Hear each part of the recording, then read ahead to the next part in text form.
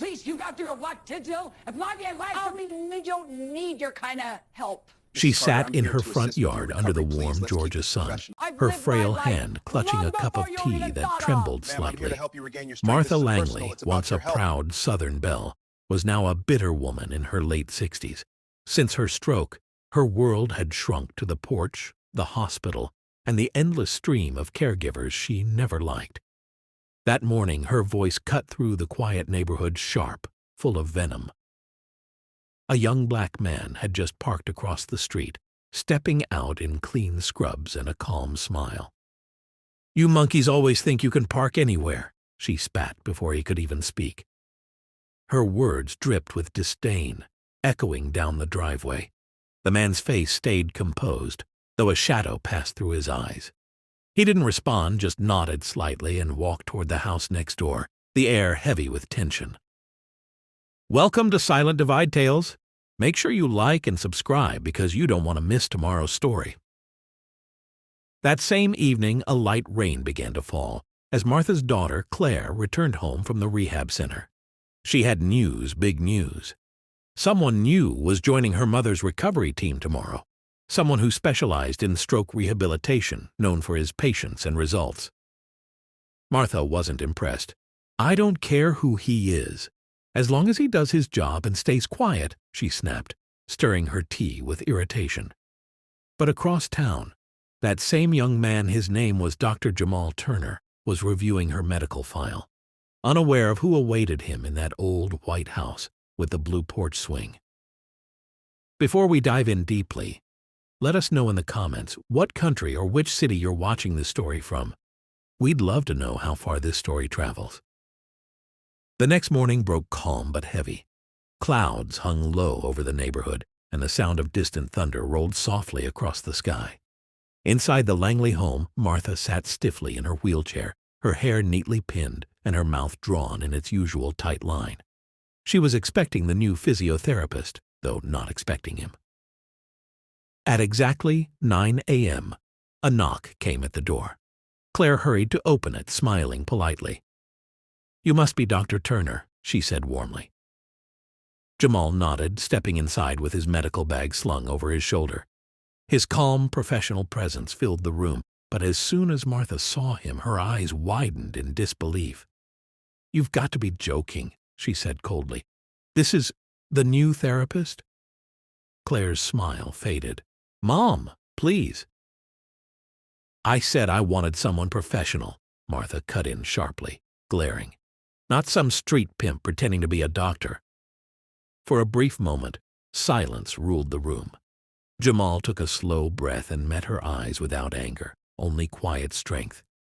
"Mrs. Langley," he said softly, "I'm here to help you walk again." Martha scoffed, turning her face away. "We'll see about that." Claire's embarrassment was visible. She mouthed a quick, "I'm sorry" to Jamal, but he simply nodded. He'd seen worse and handled it. He unpacked his tools, gently adjusting Martha's wheelchair, his tone still respectful despite her sharp tongue.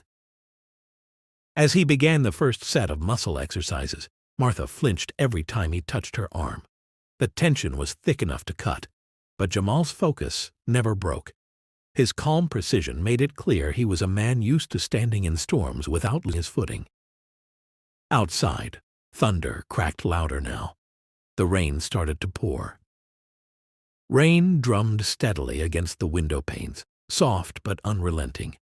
Inside the living room, the air was thick with silence as Dr. Jamal Turner knelt beside Martha's wheelchair, guiding her stiff leg through gentle motions. Every small stretch made her wince, and every wince came with a muttered insult. "You're pulling too hard, boy," she complained. "I'm following your range, ma'am," Jamal replied calmly, adjusting his grip. She eyed him, her voice low and biting. "I don't know what kind of training they give apes like you, but—" "Mom!" Claire's voice snapped through the air, sharp with anger. "Enough of your racial slurs!" Jamal stayed composed, though his jaw tightened. He'd heard similar words before too many times, and he knew losing his temper wouldn't fix anything. Instead, He adjusted her arm, guiding it carefully as he spoke in a level tone. Healing takes patience. The body remembers pain before it remembers strength. Martha's lips pressed into a thin line, but she said nothing. Deep down, something about his voice, steady, confident, unbothered, unsettled her. Minutes passed. The session ended. Jamal packed his things neatly and stood. "I'll be back tomorrow," he said.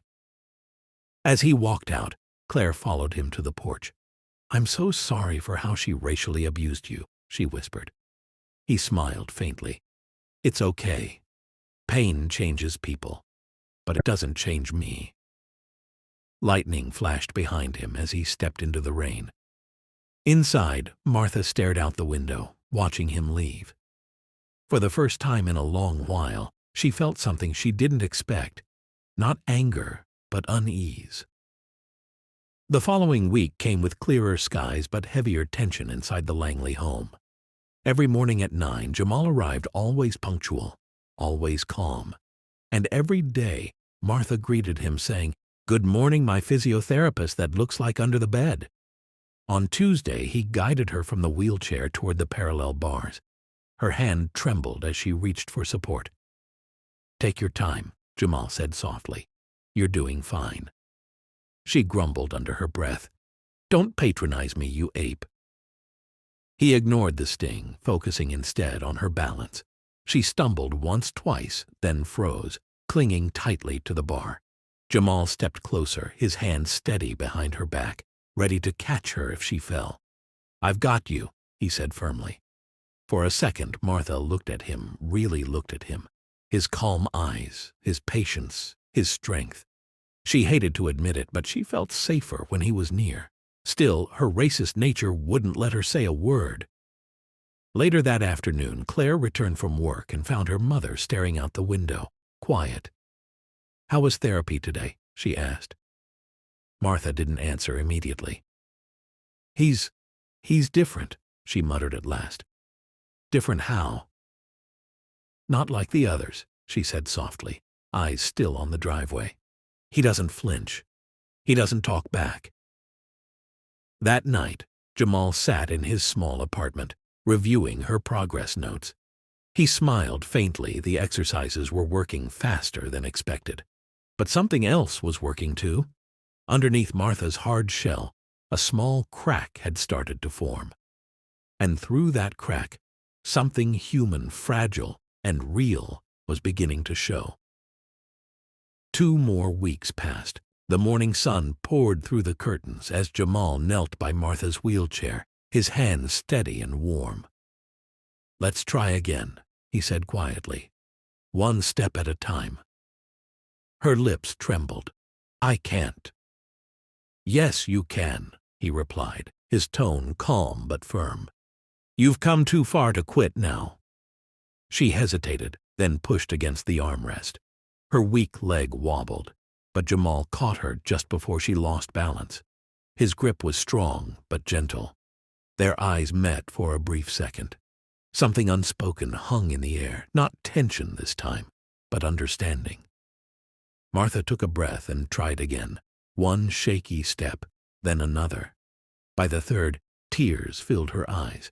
For the first time since her stroke, she stood on her own, trembling, fragile, but standing. Claire gasped, clapping her hands. "Mom, you did it!" Martha looked at Jamal, her voice barely a whisper. "I said terrible things to you." Jamal shook his head. "You were angry.